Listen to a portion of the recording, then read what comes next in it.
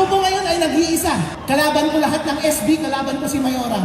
Kanina sa kwarto, akala ko papatayin na ako eh. Ngayon, pwede akong patayin dito eh. Humihingi na ako ng patawad kay Mayor, hindi siya pumunta ngayon dahil alam niya, kanina sa meeting, sabi ko, hindi mo ako mapipigilang magsalita. Magsasalita ako. Alam niya na magsasalita ako ng hindi maganda. Nang totoong naobserbahan ko, kaya wala pa siya dito at wala yung mga ibang SB. Nag-aaway-away kami dun sa executive office sa taas ng munisipyo kanina. Mag-isa lang ako. Kalaban ko yung mga SB at saka si Mayor. Pabayaan niyo akong magsalita ngayon. Medyo bad vibes ha. Kasi gusto ko sanang mag-come up kami ng bill kanina. Ayaw nila akong pagsalitain kanina dito eh. Kasi may naobserbahan ako na mali. Illegal yung ordinansa. Ibig sabihin, pag illegal yung ordinansa, illegal yung paglabas ng pera sa inyo ngayon.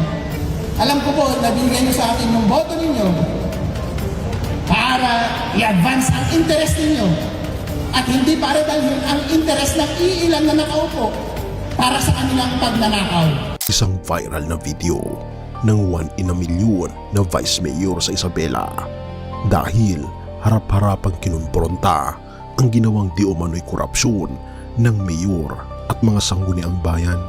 At bakit Pangulong Bongbong Marcos sa saludo sa taong ito? Magsalita ngayon, medyo bad vibes ha? Kasi gusto ko sana mag-come up kami ng bill kanina. Ayaw nila akong pagsalitain kanina dito eh, kasi may naobserbahan ako na mali. Baka mali. Nung naobserbahan ko yung baka mali, ninervyos. Tinatawag ako kanina kasi tinatawag ko na kahapon pa lang eh. Kasi nalaman ko yung distribution ngayon ng Tobago Financial Assistance. Nalaman ko lang kahapon. Akala ko, i-deliberate namin sa office eh. Excited ko naman ako. Sabi ko, mabibigyan natin ng malaking pera yung Tobago Partners. Kahapon ko lang nalaman. Sabi, tinanong ko, kailan yung ordinance nito? Sabi, before pa daw ako umupo. Kaya madami akong tinawagan kahapon. Dahil meron akong suspect siya na irregular, illegal yung paglabas ng ordinansa para sa amount ng financial assistance niya ngayon. At hindi ako papayag doon. Kaya, inagahan ko kanina dito kayo ng umaga. Sinet up ko yung Starlink para may internet na malakas para live tayo makanood. Hindi pwede na lumagpas ito. Ngayon, narinig nila, nandito ako ng napakaaga. Pinatawag ako sa munisipyo, nag-usap-usap kami. Ayaw nila akong pagsalitain. Sabi ko, alright, ayaw nila akong pagsalitain pero mag-deal tayo, sabi ko. Hindi ako magsasabi ng bad vibes sa naobserbahan ko dito sa excise tax ngayon. Pero dapat, yung susunod na excise tax, 82 million, dapat cash yung ibigay. Cold cash. May deal ba? Wala. Wala. Kaya ako nagsasalita ngayon. Ayaw pumayag ng mga SB.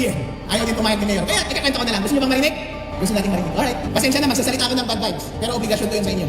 Humingi na ako ng patawad kay Mayor. Hindi siya pumunta ngayon dahil alam niya, kanina sa meeting, sabi ko, hindi mo ako mapipigilang magsalita. Magsasalita ako. Alam niya na magsasalita ako ng hindi maganda. Nang totoong naobserbahan ko, kaya wala pa siya dito at wala yung mga ibang SB. Walang deal eh, sayang. Hindi sana ako magsasalita kung may 82 million kayo cold cash, di ba?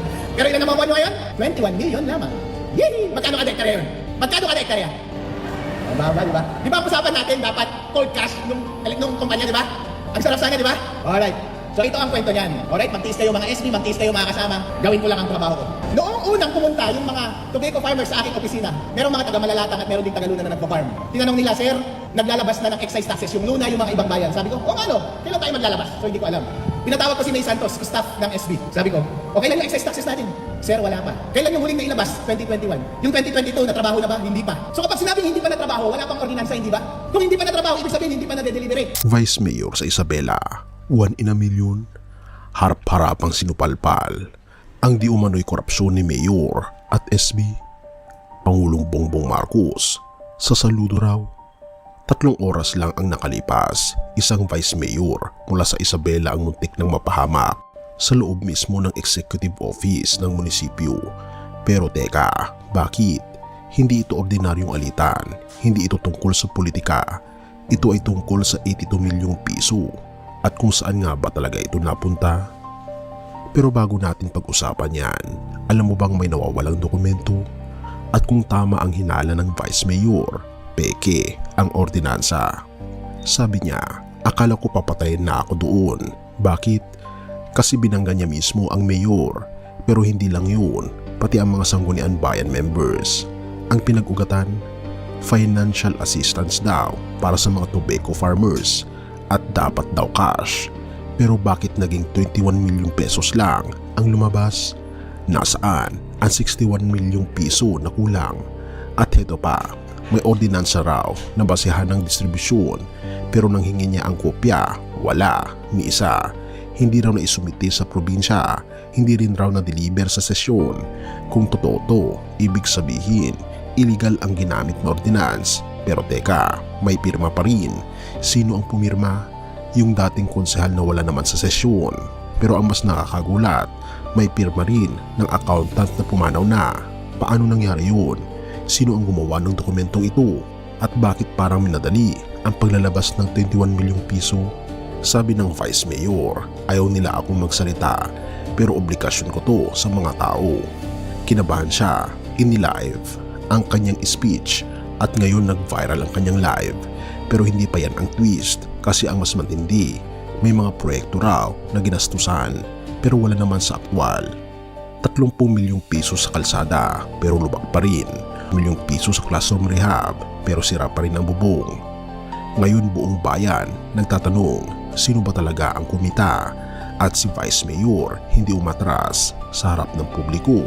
Binunyag niya ang lahat. Sabi niya walang deal, walang takot. Kung mali ang ordinansa, ibabalik ng COA ang pera. Sabay sabi niya kung mananahimik ako, baka pati konsensya ko makulong. Napagsilbihan kayo sa ganitong paraan. Alam ko po na binigay niyo sa akin yung boto ninyo para i-advance ang interest ninyo at hindi para dalhin ang interest ng iilan na nakaupo para sa kanilang pagnanakaw.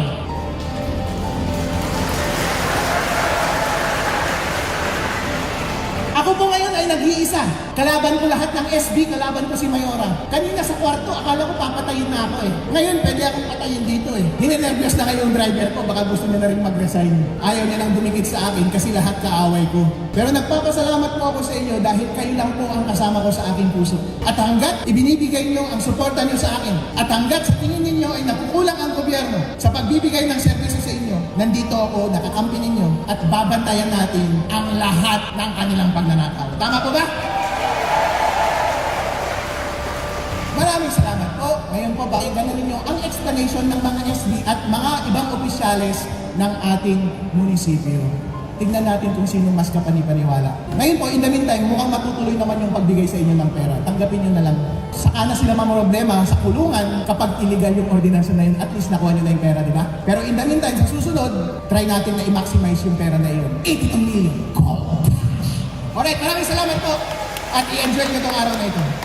Okay, so maraming salamat sir sa inyo po ang mga mensahe po. Kaya ngayon, trending sa social media ang pangalan niya. Marami ang nagsasabing ito ang totoong lingkod bayan.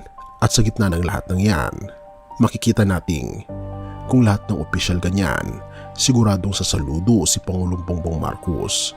Pero kung totoo ngang may dayaan at kung mapapatunayan sa COA ang peke at nilutong ordinansa, baka hindi lang munisipyo ang mayanig, kundi buong Isabela at buong Pilipinas. At sa susunod na kabanata, malalaman natin kung sino ang tunay na kalaban ng bayan at kung buhay pa ba ang hustisya sa ating mga munisipyo. Habang pinapanood ng libu-libong tao ang video ng Vice Mayor, marami ang napapaisip. Sa mundong puno ng kasinungalingan, may isa pa bang naninindigan sa katotohanan? May isa pa bang nagmamahal sa bayan kahit kapalit ay panganib? Pero alam mo, sa gitna ng lahat ng ito, may mas dakilang kwento ng katotohanan, katarungan at pag-ibig, hindi lang sa munisipyo kundi sa krus ng Kalbaryo. Sabi sa Galatia 2 verse 20, ako ipinako na kasama ni Kristo at hindi na ako ang nabubuhay kundi si Kristo na ang nabubuhay sa akin. At ang buhay na kinabubuhay ko ngayon sa laman ay sa pananampalataya sa anak ng Diyos na sa akin ay nagmahal at nagbigay ng kanyang sarili para sa akin. Ang tunay na katarungan, pag-ibig at awa, hindi nagsisimula sa tao kundi sa ating Panginoon Hesus. Siya ang pinuno na hindi nangurakot, ang hari na hindi nagsinungaling, ang tagapagligtas na namatay para sa mga makasalanan gaya natin. Kaya naman kaibigan, marahil sawa ka na sa mga balitang puno ng kasakiman at kasinungalingan. Pero tandaan mo, ang ating Panginoon Hesus ay hindi kurap at hindi rin siya maramot sa grasya. Ang kanyang pag-ibig ay para sa lahat, kahit sa mga nagkamali, kahit sa mga nasaktan, kahit sa mga nagkulang. Kaya kung pagod ka na sa sistema ng mundo, lumapit ka sa ating Panginoon Hesus.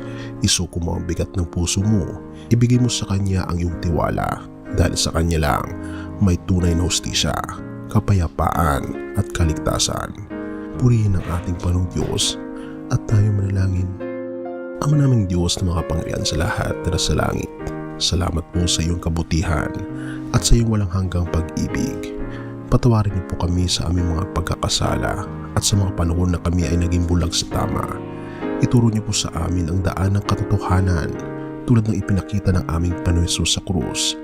Palitan niyo po ang galit ng kapayapaan, ang takot ng pananampalataya at ang kasalanan ng kaligtasan.